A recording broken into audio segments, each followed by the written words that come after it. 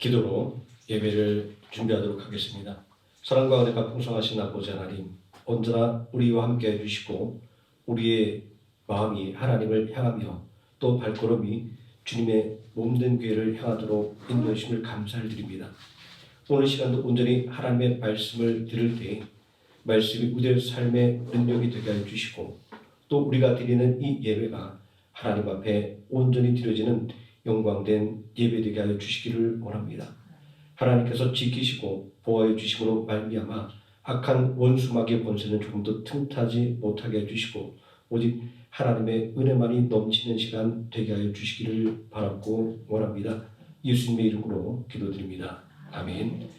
찬송가 320장 찬송하시겠습니다.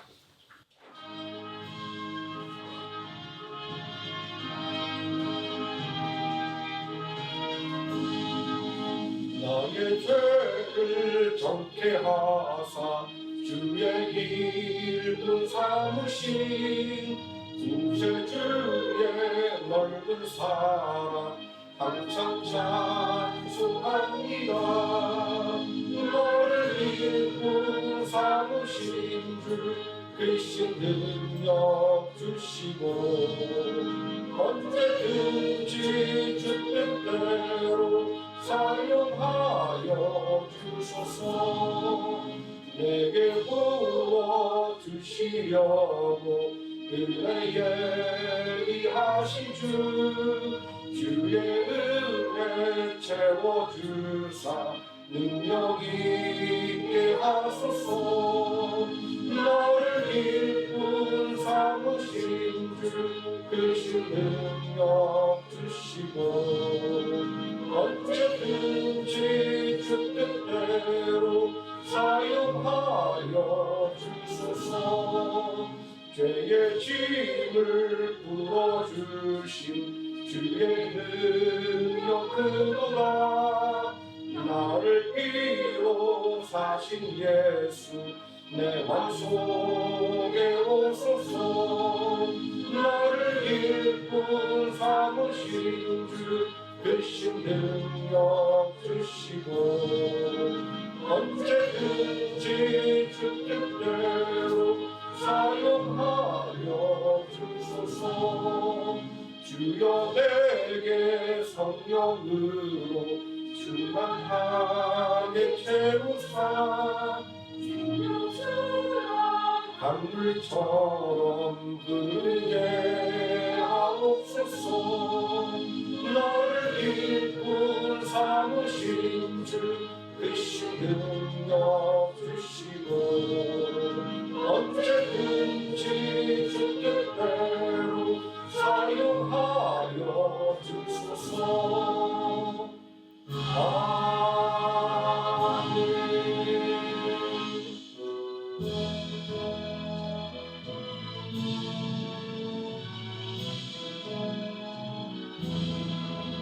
나를 대속하신 예수께 내 생명 모두 드리니 늘 진실하게 하소서. 내 구주 예수여 나 구주 위에 살리라. 내 기쁨 한량 없으니 내 발길이 인도하소서. 내 구주 예수여 나를 구원하신 예수를 일평생 의지하오니 나를 영접하여 주소서.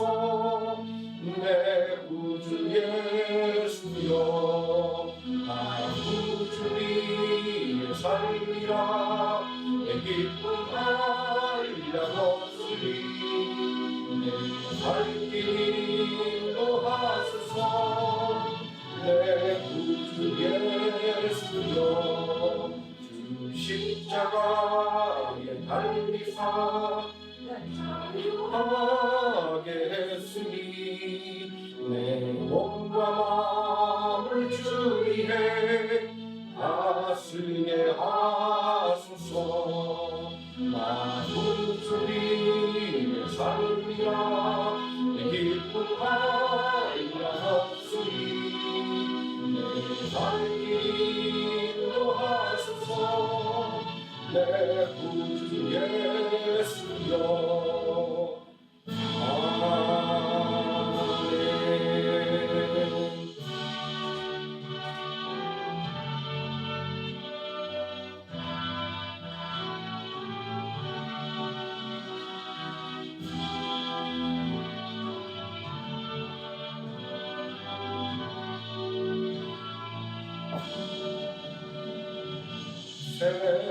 세상의 헛된 신을 버리고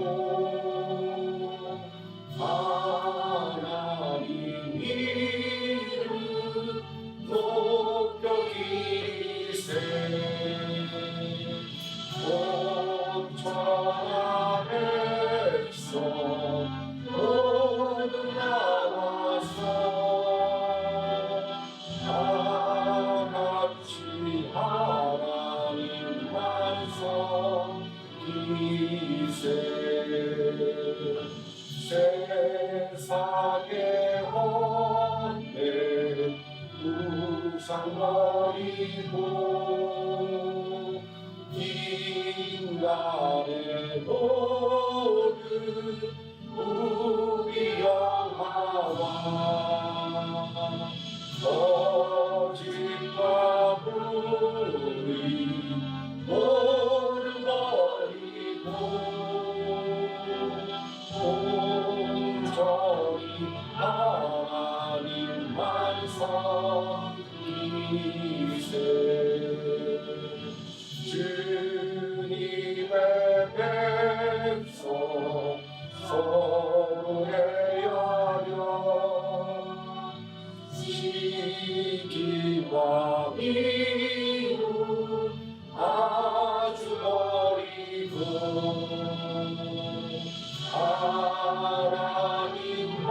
하나님만을 홀로 섬기는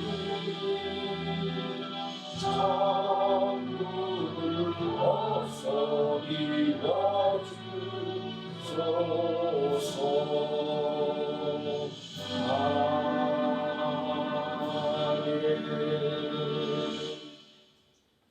사도신경 하심으로 신앙 고백 드리겠습니다. 전능하사 천지를 만드신 하나님 아버지를 내가 믿사오며 그 외아들 우주 예수 그리스도를 믿사오니 이는 성령으로 잉태하사 동정녀 마리아에게 나시고 본디오 빌라도에게 고난을 받으사 십자가에 못 박혀 죽으시고 장사한 지 사흘 만에 죽은 자 가운데서 다시 살아나시며 하늘에 오르사 전능하신 하나님 우편에 앉아 계시다가 저리로서 산 자와 죽은 자를 심판하러 오시리라.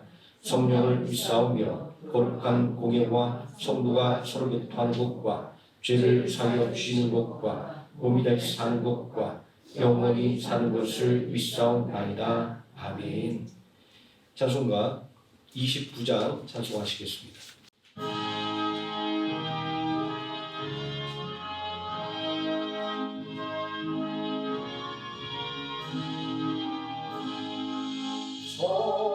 성도여 다 함께 할렐루야 아멘 주 찬양하여라 할렐루야 아멘 주 보좌 앞에서 택하시는 다 찬송하여라 할렐루야 아멘 만물을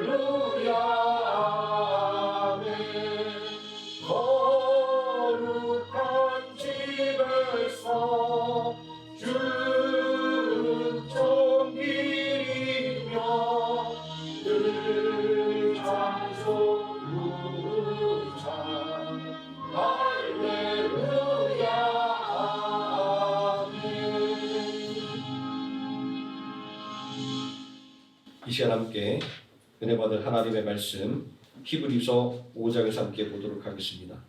신약성경 357페이지 히브리서 5장 5절에서 10절까지 말씀입니다. 제가 먼저 한 절 읽고 우리 성도들이 다음 교독하시고 마지막 10절 함께 읽습니다.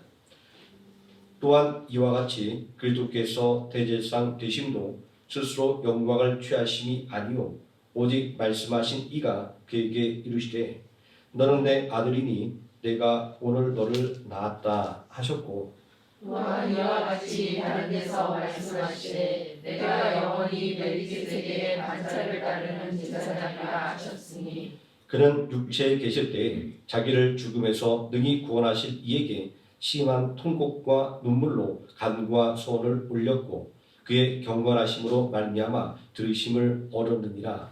그가 알리시면서도 가지신 고난으로 순종함을 배워서 온전하게 되셨은즉 자기에게 순종하는 모든 자에게 영원한 구원의 근원이 되시고 하나님께 멜기세덱의 반차를 따른 대제사장이라 칭하심을 받으셨느니라. 아멘. 찬송가 283장 찬송하시겠습니다.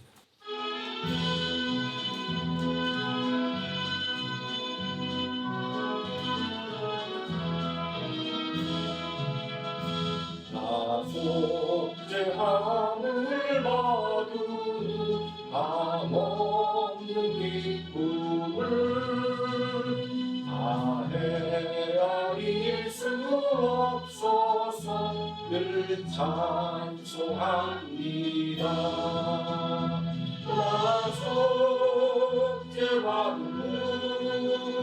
나 속죄받은 주를 찬미하겠네. 나 속죄받은 주의 이름 찬미하겠네. 나 속죄함을 받으니 내 마음이 새로워 주 뜻을 준행하면서 죄 길을 버리네. 나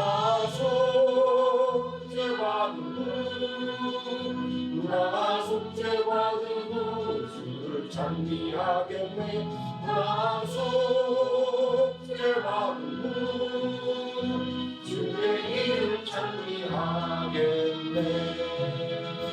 나 속죄함을 받으니 성령이 오셔서 하나님 자녀 된 것을 곧 증언합니다.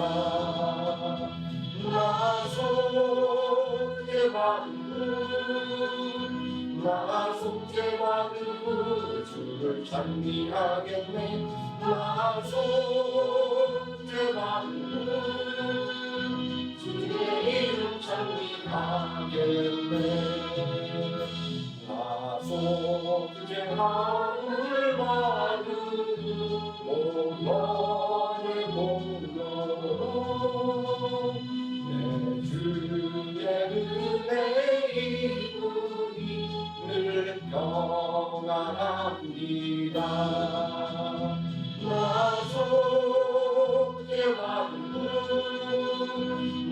속죄받은 주를 찬미하겠네. 나 속죄받은 주의 이름 찬미하겠네.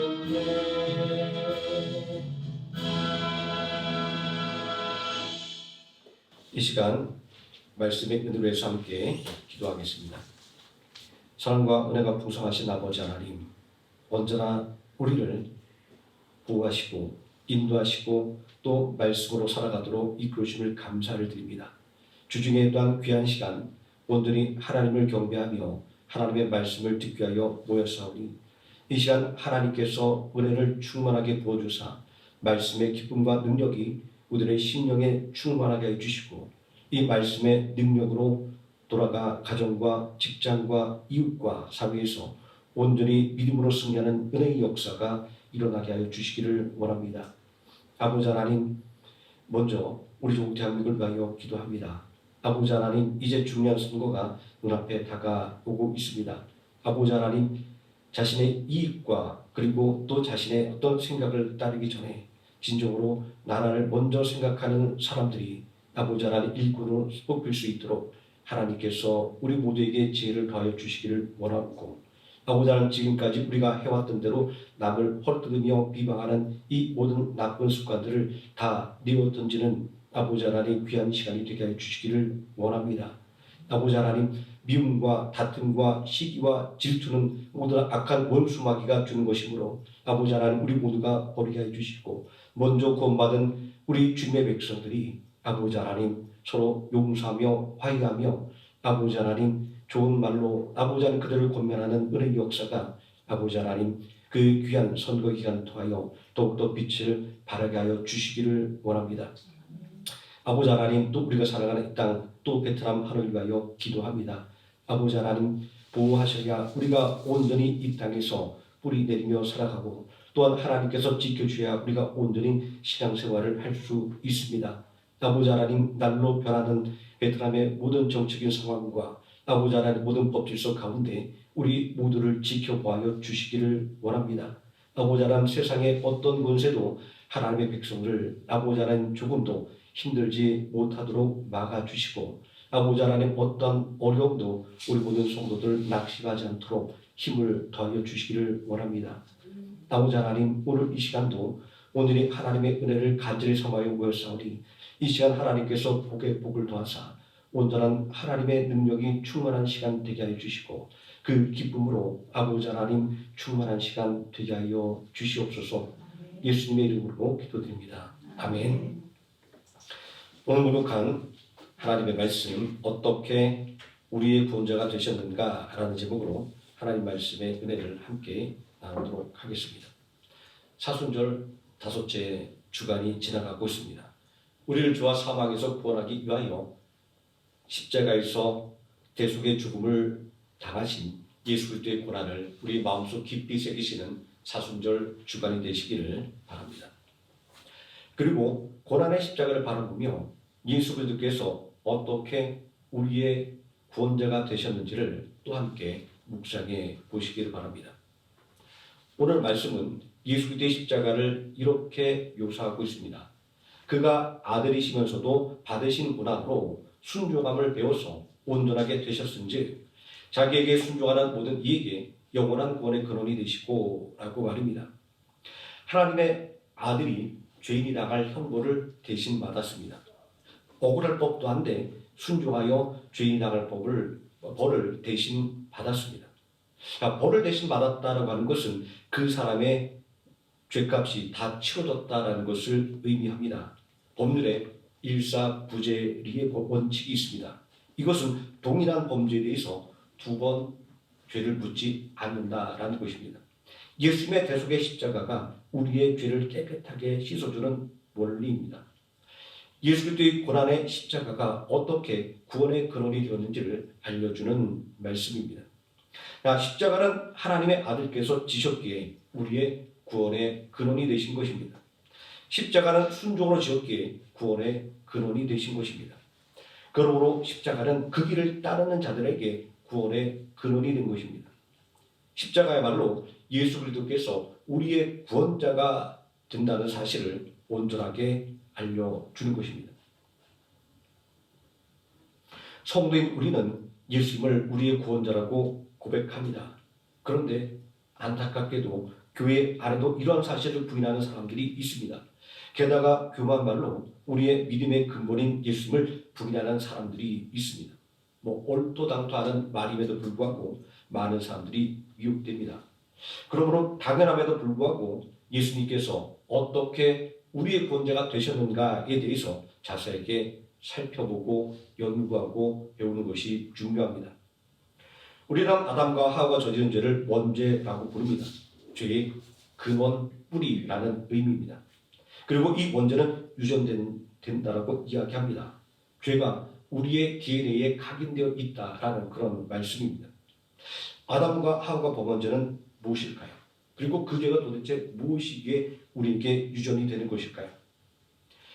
그들은 선악과를 먹으면 반드시 죽으리라는 하나님의 말씀을 불신하고 하나님께서 하지 말라고 하신 행위 언약을 어겼습니다. 하나님을 불신하고 하나님을 거역한 것입니다. 하나님은 이것을 죄라고 규정을 하셨습니다. 로마서 5장 12절은 그러므로 한 사람으로 말미암아 죄가 세상으로 들어오고 죄로 말미암아 사망이 들어왔나니 이와 같이 모든 사람이 죄를 지었으므로 사망이 모든 사람에게 이르렀느니라 라고 하나님을 거역한 것이 죄와 사망의 근원임을 말씀하고 있습니다. 오늘날도 하나님을 불신하고 거역하는 사람들은 하나님을 불신하고 거역했던 아담과 하와의 죄가 유전된다고 하는 실질적인 증거입니다. 누가 이러한 죄를 끊을 수 있을까요? 성경은 죄의 값은 사망이다 라고 말씀하고 있습니다. 그러니 어느 누구도 스스로 자신의 죄값을 치른 다음 생명을 유지할 수 없습니다. 예수 그리스도의 대속의 십자가 외에는 죄인을 구원할 방법이 전혀 없는 것입니다. 우리는 예수 그리스도의 대속의 십자가가 어떻게 구원의 근원이 되었는지를 알아보기 위해서 먼저 구약의 대제사장의 직무가 무엇이었는지를 알아볼 필요가 있습니다. 대제사장의 직분이 중요한 것은 죄인을 위해서 예물과 속죄 제사를 드리는 일이기 때문입니다. 죄인을 용서하는 일, 죄에서 구원하는 일, 이 일은 분명히 하나님께 속한 것입니다. 오직 하나님만이 죄를 용서하고 구원하시기 때문입니다. 이 일이 하나님의 일이라고 하는 것은 이 직분이 원한다고 주어지는 것이 아니라는 것을 의미합니다. 대제사장의 직분은 오직 하나님의 부르심 그리고 하나님의 뜻대로 정해준 것임을 의미하는 것입니다. 히브리서 5장 4절 말씀에 이 존귀는 아무도 스스로 취하지 못하고 오직 아론과 같이 하나님의 부르심을 받은 자라야 할 것이니라 말씀하고 있습니다.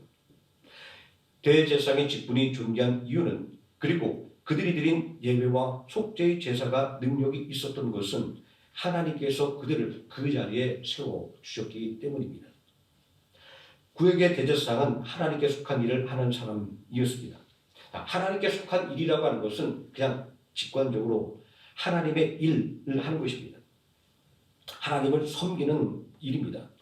하나님을 섬기는 일은 하나님과 그리고 하나님의 백성들을 향해서 양방향으로 열려 있습니다. 하나님을 섬기고 성도를 섬기는 것 말입니다. 먼저 하나님을 향해서 있는 대제사장의 직무는 백성들을 위하여 하나님께 예물을 드리는 것이었습니다. 그리고 하나님의 백성을 향해서 있는 대제사장의 직무는 백성들의 죄를 속죄하기 위해서 속죄의 제사를 드리는 것이었습니다. 예배라는 하나의 행위에 하나님을 섬기는 일과 그리고 우리의 죄를 속죄하는 행위가 동시에 행해지고 있는 것입니다.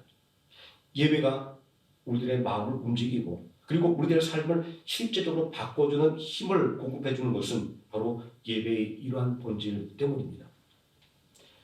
구약시대의 제사장은 사람들 가운데서 뽑혀서 사람들을 대표하여 하나님을 섬기는 일을 맡은 사람이었습니다.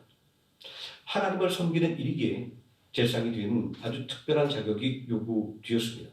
그러나 학벌이나 재력이 조건이 되지 못했습니다. 자원하는 것도 조건이 되지 못했습니다. 그 특별한 자격은 오직 하나님의 소명이었습니다.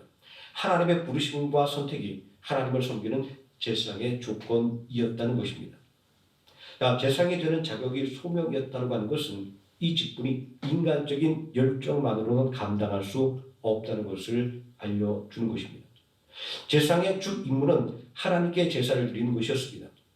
구약의 대부분의 제사는 희생 제사였습니다. 그러므로 제사장이 매일 반복해서 해야 하는 일은 희생 제물을 잡는 일이었습니다. 레위인들로 아주 특별한 경우를 제외하고는 이 일에 직무를 맡지 않았습니다. 이 일은 결코 쉬운 일이 아닙니다. 예나 지금이나 사람들이 기피하는 일 중에 하나입니다. 그러므로 이 일에 하나님의 부르심이라는 소명이 없다고 한다면 어느 누구도 이 일을 끝까지 감당하기 어려웠을 것입니다.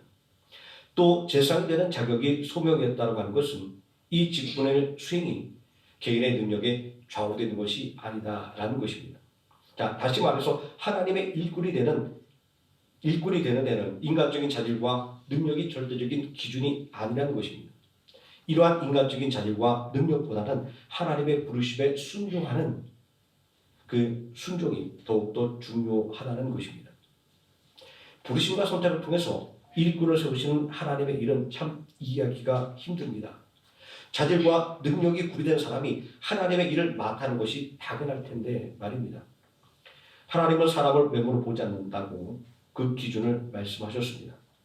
사람들은 사람을 외모로 평가하지만, 다시 말해서 개인의 자질과 능력으로 그 사람을 평가하지만, 하나님은 그 사람의 중심으로 그 사람을 판단한다라고 말씀하셨습니다.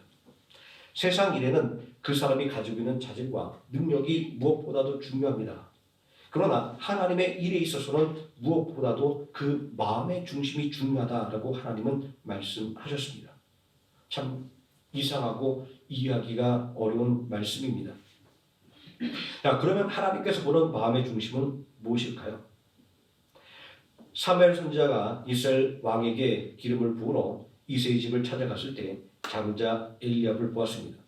그는 준수한 용모와 훤칠한 키를 보고 이 사람이야말로 이스라엘의 왕감이라고 생각을 했습니다. 그런 사무엘에게 하나님은 사람을 외모로 판단하지만 하나님은 마음의 중심을 보신다라고 말씀하셨습니다. 그러고 보니까 하나님께서 왕으로 삼은 것을 후회한다고 말씀하셨던 사울 왕도 훤칠한 키와 준수한 용모를 가진 사람이었습니다. 이런 일을 생각했다고 한다면 사무엘도 사람을 용모로 판단하지 말았어야 했습니다. 그럼에도 불구하고 사무엘의 마음은 우리가 얼마나 눈에 보이는 것에 집착하는지를 잘 보여주는 것입니다. 첫째 이어 둘째, 셋째, 그리고 마지막 일곱째까지 보았지만 그 중에 하나님의 마음에 합당한 사람은 없었습니다. 다른 아들이 더 없느냐는 사무엘의 말에 들에서 양을 치던 막내 아들 다윗이 불려 들어왔습니다. 자, 부모의 마음에도 별로 두드릴 것이 없는 아들이었습니다. 그러나 하나님은 이런 다윗을 선택하셨습니다. 그런데 여기서 이상한 점을 발견하게 됩니다. 사람을 외모로 선택하지 않는다고 말씀하시는 하나님께서 다윗의 용모를 눈이 빼어나고 용모가 아름답다 이렇게 평가를 하고 있기 때문입니다. 도대체 이건 무슨 의미일까요? 사람이 꽃보다 아름다워라는 노래가 있습니다. 정말 사람이 꽃보다 아름다울까요? 예수님은 솔로몬의 영화로도 드레핀 백합화보다도 못하다라고 말씀을 하셨습니다. 이렇게 볼 때 다윗을 평가하는 아름다움은 그의 빼어난 눈이 강조하고 있는 것처럼 그의 마음이 아름답다라고 말씀하신 것으로 이해할 수 있습니다. 자, 다시 말해서 다윗의 마음 중심이 하나님 마음에 합당한 사람이라는 말씀으로 하나님께서 보시기에 아름답다라고 말씀하셨던 것입니다. 하나님은 다윗을 보고 마음에 합당한 사람이라 말씀하셨습니다. 자, 다음에 이어지는 이야기는 하나님께서 보는 용모인 마음의 중심이 어떤 것인지를 명확하게 알려줍니다. 블레셋 군대의 골리앗이 하나님을 모욕할 때 왕이 될 자격이 있어 보일 만큼 준수한 용모를 가진 엘리압은 침묵했습니다. 그러나 다윗은 하나님의 이름이 모욕당한 것을 듣고 참을 수 없어 분노하여 일어섰습니다. 하지만 엘리압은 하나님의 이름이 모욕당할 때 침묵했을 뿐만 아니라 다윗이 하나님을 모욕하는 것에 분가하여 일어났을 때 하나님을 위해 분노하는 다윗을 오히려 나무라고 했습니다. 자, 여기서 알 수 있는 것은 엘리압이 뛰어난 재능과 능력이 있었을지는 모르지만 실제로 그는 유다 지파의 지도자가 되었습니다. 역대기상 27장 18절에 유다의 지도자는 다윗의 형 엘리후요라고 말씀하고 있는데 여기 기록되어 있는 엘리후가 바로 엘리압입니다. 자, 그가 이런 능력이 있었음에도 불구하고 중요한 것은 그에게 하나님을 향한 마음이 없었다라는 것입니다. 반면 다윗은 별 볼 일 없는 목동이었지만 그래서 형제들이 모이는 자리조차도 참석할 수가 없었습니다. 그러나 그 마음 속에는 하나님을 위한 마음이 깊이 자리 잡고 있었습니다. 하나님의 이름이 모욕당할 때 참을 수 없는 그 마음 말입니다. 하나님께서 하나님의 일을 맡기는 기준은 바로 여기에 있습니다. 하나님을 위해서 싸울 수 있는 마음이 있는가? 그것 말입니다. 그러므로 하나님의 일을 하는 사람에게 요구되는 것은 바로 용납하는 마음이었습니다. 이 용납이라고 하는 단어는 남의 잘못이나 입장이나 형편 따위를 너그러이 받아들인다는 의미를 가지고 있습니다. 다른 말로는 이해라는 말입니다. 어떻게 우리는 나와는 전혀 다른 남을 이해할 수가 있을까요? 히브리서 5장 2절은 이렇게 말씀하고 있습니다. 자기도 연약하기 때문에 무식하고 미혹된 자를 용납할 수 있다라고 말입니다. 내가 연약하다는 것을 인정하는 것, 내가 부족하다는 것을 인정하는 것, 내가 죄인이라는 것을 인정하는 것에서 이해하는 마음이 싹트게 되는 것입니다. 구약의 대제사장이 죄인을 용납하고 그들을 위해 하나님 앞에 다른 사람들을 위해서 속죄의 제사를 드릴 수 있었던 것은 자기 자신도 죄인이라고 하는 것을 인정했기 때문입니다. 대제사장은 대속죄일에 백성들의 죄를 속죄하기 위하여 지성소로 들어가기 전에 먼저 자신의 죄를 위해서 속죄 제분의 제사를 드림으로 자신을 정결하게 했습니다. 이렇게 속죄의 제사가 중요했던 것은 이 속죄의 제사를 통해서 죄인들에게 새로운 삶의 기회가 주어졌기 때문입니다. 성경은 분명히 죄의 값은 사망이라고 말씀하고 있습니다. 죄인인 내가 죽어야 할 그 자리에 희생제물이 대신 죽음으로 말미암아 죄값을 대신 치루었기에 죄인들에게 새로운 삶의 기회가 주어지게 된 것입니다. 흉악한 강도 바라바는 그 죄로 말미암아 십자가에 달려 죽어야만 했습니다. 그러나 죄 없으신 예수님 대신에 풀려나 생명을 구할 수 있었습니다. 예수님은 죄가 없으심에도 불구하고 십자가에 달려 죽임을 당해야만 했습니다. 모두가 예수님을 십자가에 매다는 것이 합당하다고 여길 때 바라바는 예수님의 십자가의 죽음을 말미암아 새로운 인생을 살게 되었습니다. 초대교회 전승에 의하면 바라바는 오랜 방황 끝에 예수 그리스도를 구주로 영접하고 성도들과 함께 순교했다라고 합니다.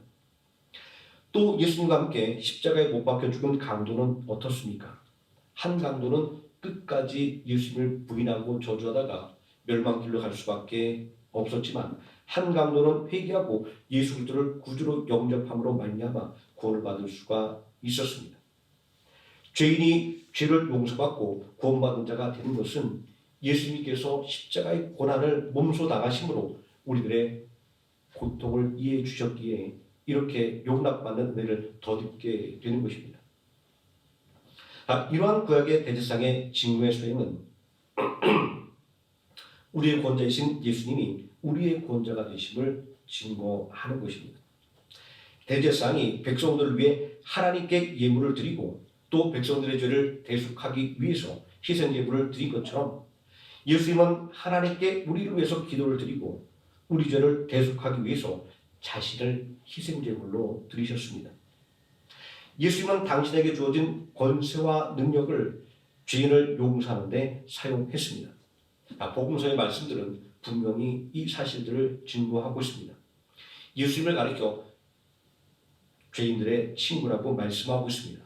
세리와 창기와 죄인들, 사람들의 손가락질을 받는 사람들을 외면하지 않았습니다. 오히려 환자에게 의원이 필요하듯 죄인에게는 구원의 복음이 더욱더 절실하게 필요하다 말씀하시고 기꺼이 그들의 친구가 되어 주셨습니다. 예수님은 당신에게 주어진 권세와 능력을 자기 자신을 위해서 쓰지 않고 오직 죄인을 위해 기도하는 데 사용했습니다. 7절 말씀에 그가 육체에 계실 때 자기를 죽음에서 구원할 이에게 심한 통곡과 눈물로 간구에 손을 올렸고 라고 이 사실을 증거하고 있습니다. 주석가 매튜 헨리는 이 구절을 예수님께서 하늘나라에서도 우리를 위해서 중재하신다는 하나의 예표다라고 말하고 있습니다. 예수님은 당신에게 주어진 권세와 능력을 죄인에게 구원의 길을 열어주는 데 사용했던 것입니다. 또 구절의 말씀도 자기에게 순종하는 모든 자에게 영원한 구원의 근원이 되시고 라고 이 사실을 증거하고 있습니다. 세상에 어떤 사람이 자기에게 주어진 존귀함과 권세와 능력을 버리고 가장 낮은 곳으로 내려갈 수가 있습니까? 수치와 모욕의 길을 갈 수가 있습니까? 그러나 예수님은 죄인을 구원하기 위해서 또 하나님의 백성이 아닌 자들을 하나님의 사랑받는 아들과 딸로 만들기 위해서 그 길을 몸소 걸어가셨습니다. 오직 당신만이 감당할 수 있는 일이었기 때문입니다. 이 길은 분명히 고난의 길이었습니다. 그 받은 고난이 가혹하기 때문에 고난의 길이었던 것이 아니라 하나님의 독생자가 하나님과 동일한 본체인 성자 하나님께서 그 모든 영광과 존귀함을 다 버렸기 때문에 고난의 길인 것입니다. 성경이 분명하게 증거하고 있는 것은 피 흘림이 없이는 죄사함이 없다라는 것입니다. 그러므로 예수 그리스도의 십자가의 대속의 죽음을 업신여기거나 부정한다고 한다면 그들이 바로 성경에서 말씀하고 있는 적그리스도인 것입니다. 오늘날 예수 그리스도를 증거하는 성경 말씀을 가지고 예수 그리스도를 부인하는 적그리스도들이 얼마나 많습니까? 하나님의 아들이 십자가에서 죽었다라고 하는 것, 성자 하나님께서 십자가에서 죽었다는 것이 논리적으로 이해되지 않는다라고 말하는 사람들이 있습니다. 그래서 예수님을 십자가에 매단 우리들이 당신의 하나님의 아들이면 지금 당장 십자가에서 내려오라고 그렇게 조롱했던 것입니다. 이단들의 주장이 바로 이와 같지 않습니까? 그들은 십자가의 죽음을 무력함이었다라고 말하고 그리고 실패였다라고 주장하는 것입니다. 예수님은 왜 스스로를 대속의 제물로 드려야만 했을까요? 바로 그것이 하나님의 뜻이었기 때문입니다. 피 흘림이 없이는 죄사함이 없기 때문이었습니다. 위대한 성자 하나님, 존귀한 하나님의 아들이 어떻게 희생제물이 되었을까요? 그것은 바로 한없이 낮아짐을 통해서였습니다. 하나님과 근본 본체이나 동등됨을 취할 것으로 여기지 아니하시고 인간의 육신으로 이 땅에 오셨습니다. 인간의 육체의 한계 속에서 인간의 연약함을 가지고 대속의 사역을 감당하셨던 것입니다. 이단들이 말하는 것처럼 또 불신자들이 말하는 것처럼 영적으로 그리고 환상으로 이 땅에 오셔서 십자가를 지신 것이 아닌 것입니다. 전능하신 성자 하나님께서 성육신 하셔서 다시 말해서 우리와 똑같은 살과 그리고 피를 가진 인간이 되어서 인간의 한계와 연약함을 직접 체험하신 것입니다. 그렇기 때문에 예수님은 우리들을 위하여 심한 통곡과 눈물로 하나님께 간절하게 기도할 수가 있었던 것입니다. 어떤 성경 주석가들은 이 말씀을 예수님의 겟세마네 기도로 한정을 짓습니다. 십자가의 죽음이 얼마나 큰 모욕이고 그리고 고통인가를 생각할 때 이렇게 충분히 해석할 수 있습니다. 예수님은 밥을 지새우며 몸부림치며 기도할 때 그 흘러내리는 땀이 핏방울처럼 떨어질 정도였다고 성경이 증거하고 있습니다. 천사들이 그 기도를 함께 도와야 할 정도였습니다. 십자가를 지는 것은 너무나도 어렵고 힘든 일이었기 때문입니다. 하지만 예수님의 심한 통곡과 눈물로 간과 손을 드린 것은 예수님의 구원 사역 전체와 연결하는 것이 더 타당합니다. 자신을 위한 통곡과 눈물이 아니라 우리를 위한 통곡과 눈물이었기 때문입니다. 죄로 인하여 죽을 수밖에 없는 우리를 생각할 때 예수님은 통곡과 눈물로 간과 손을 드릴 수밖에 없었던 것입니다. 죄로 인하여 멸망길로 갈 수밖에 없는 죄인들을 생각할 때 예수님은 통곡과 눈물로 간과 손을 드릴 수밖에 없었습니다. 저는 엄마의 기도가 이러한 예수님의 기도를 이해할 수 있는 가장 좋은 예라고 생각합니다. 저는 교회 안에서 눈물로 통고로 기도하는 엄마들을 많이 보아봤습니다. 왜 그렇게 엄마들은 유독 눈물로 통곡으로 기도할까요? 자신의 처지가 한탄스러워서 그럴까요? 아닙니다. 엄마가 눈물과 통고로 기도하는 것은 자기 자신을 위한 것이 아닙니다. 살아가는 자들을 위하여 눈물로 기도하는 것입니다. 살아가는 가족을 위해서 통곡하며 기도하는 것입니다. 예수님께서 겟세마네의 기도는 자신이 질 십자가의 고통 때문이 아니라 자신이 책임져야 할 수많은 영혼을 위한 통곡과 눈물의 기도였던 것입니다. 우리를 위하여 애통하게 기도하실 때 예수님은 마침내 순종으로 고난의 십자가를 지심으로 우리 죄를 대속하셨습니다. 받으신 고난으로 순종을 배워서 온전하게 되셨은지 이 말씀이 의미하는 것은 무엇일까요? 마치 예수님께서 고난을 통해서 순종을 배운 것처럼 이해될 수 있습니다. 그러나 이 말은 예수님께서 고난을 통해서 순종을 배웠다는 말이 아닙니다. 예수님께서 대속의 십자가를 지신 것은 철저하게 하나님의 뜻에 순종한 것인 것을 말하기 위한 것입니다. 순종하는 길에는 고난이 있습니다. 순종의 길에 고난이 있음에도 불구하고 예수님께서는 죄인을 구원하기 위한 하나님의 뜻에 순종을 하신 것입니다. 우리를 죄와 사망에서 구원하는 대속의 십자가가 바로 그 증거입니다. 그리고 순종이 어려운 이유입니다. 반대로 예수님께서 광야에서 마귀의 시험을 받을 때를 생각해 보십시오. 그 시험에 고난은 존재하지 않습니다. 우리가 죄의 유혹에 쉽게 넘어가고 마귀의 유혹에 넘어진 이유가 바로 여기에 있습니다. 그러므로 고난을 통해서 순종을 배웠다고 하는 말씀은 예수님의 능력과 그리고 그 희생에 초점을 맞추고 있는 것이 아니라 철저하게 하나님의 명령을 따른 예수님의 순종에 그 초점을 맞추고 있는 것입니다. 이러한 예수님의 순종의 증거로 히브리서 5장 5절 말씀은 스스로 영광을 취하심이 아니요 오직 말씀하신 이가 그에게 이르시되 너는 내 아들이니 내가 오늘 너를 낳았다라고 말씀하는 것입니다. 예수님께서 우리의 구원자가 되신 것은 철저하게 하나님의 뜻에 순종했기 때문입니다. 예수님은 순종함으로 철저하게 낮아지었고 순종함으로 고난을 몸소당하셨습니다. 하나님의 구원의 뜻을 이루기 위해서 말입니다. 예수님은 이 고난의 십자가를 성자 하나님의 능력과 하나님의 아들의 권능으로 진 것이 아니었습니다. 아버지 하나님의 뜻에 순종함으로 지신 것입니다. 그러므로 예수님의 순종이 우리의 것이 되어야만 합니다. 예수 그리스도를 닮은 순종만이 우리를 믿음을 통하여 구원으로 이끌어주기 때문입니다. 하나님의 뜻에 죽기까지 복종하심으로 하나님의 일을 성취한 예수님처럼 하나님의 뜻에 순종하심으로 하나님의 뜻을 성취하는 하루의 생을 함께 성도님 되시기를 예수님의 이름으로 축원드립니다. 기도하시겠습니다. 전능하신 아버지 하나님, 죄로 인하여 죽을 수밖에 없는 우리들을 위하여 독생자를 아끼지 않고 십자가에 내어 주셨습니다.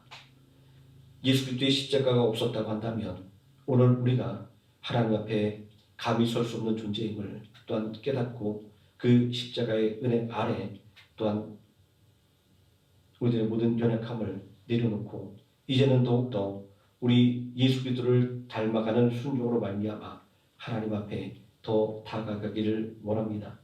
아버지 하나님, 우리를 유혹하는 많은 유혹들이 우리들 앞에 있습니다. 순종을 거부하게 만드는 수많은 유혹들을 우리가 다 물리치게 해주시고 오직 하나님의 뜻을 성취하기 위하여 고난의 길도 맞이하지 않았던 예수 그리스도의 순종을 본받아 우리도 온전히 하나님 뜻에 순종함으로 말미암아 진짜로 하나님이 바라고 원하시는 믿음의 승리의 역사를 이루는 귀한 믿음의 자녀들 되게 하여 주시옵소서. 예수님의 이름으로 기도드립니다. 아멘. 찬송가 281장 찬송하시겠습니다.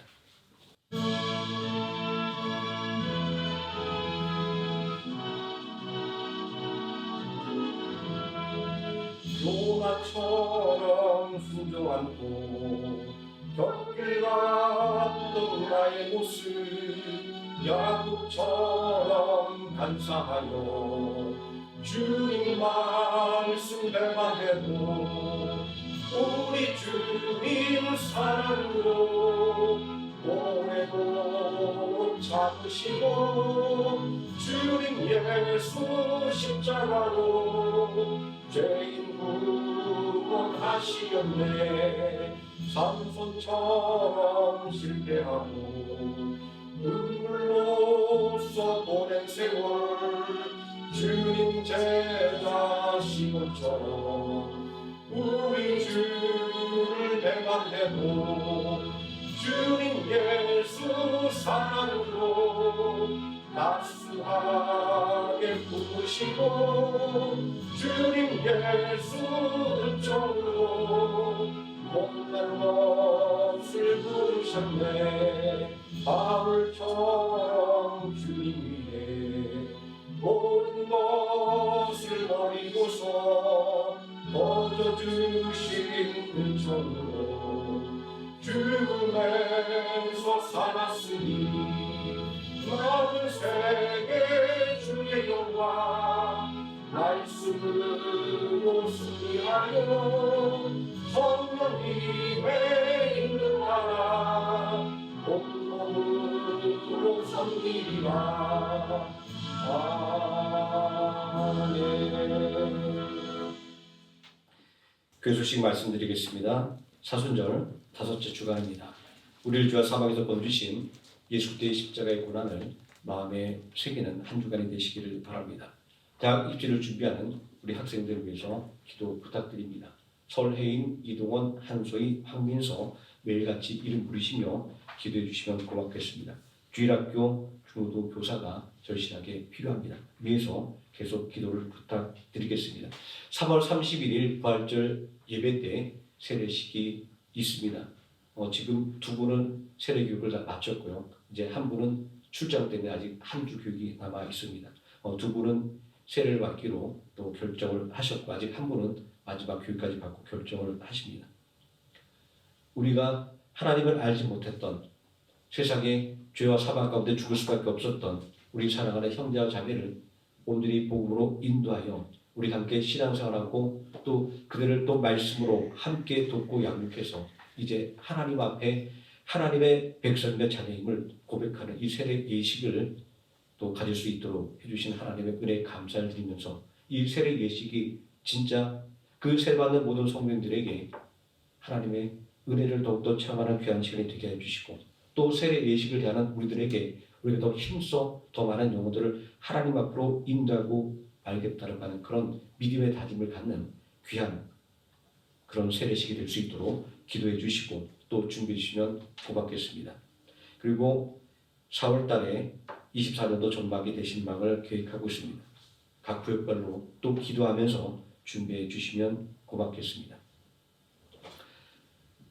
지금은 우리를 구원하신 예수 그리스도의 은혜와 우리를 위하여 독생하신 아들 예수 그리스도를 십자가에 내어주신 성부 하나님의 사랑과 오늘도 우리와 함께 동행하시는 성령 하나님의 임마누엘이 죽기까지 복종하심으로 하나님의 뜻을 온전히 이루신 예수 그리스도를 닮아가는 순종으로 살겠다고 다짐하는 모든 성도들 머리 위와 하나님의 생명학교의 머리 위에 지금부터 영원토록 함께 계실지어다.